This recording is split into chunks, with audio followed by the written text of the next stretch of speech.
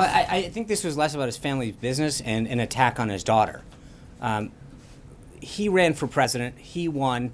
He's leading this country. And I think for people to take out their concern about his actions or his executive orders on members of his family, he has every right to stand up for his family and applaud their business activities, their success.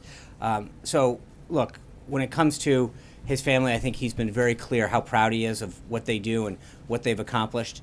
And for someone to take out their concern with his policies on a family member of his is not acceptable. And the president has every right as a father to stand up for them. She's not. Well, I think there's clearly a targeting of her brand and her name still out there. Well, so she's not directly running the company; it's still her name on it. And there's clearly efforts that to undermine that name based on her father's positions on particular policies that he's taken. This is a direct attack on his policies and her name and so that there's clearly an attempt for him to stand up for her because she is being maligned because they have a problem with his policies.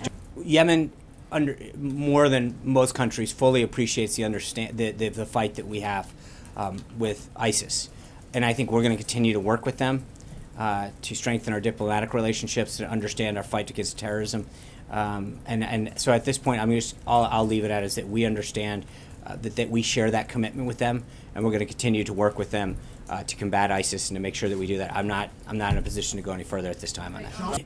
The action that was taken in Yemen was a huge success. American lives will be saved because of it. Future attacks will be prevented.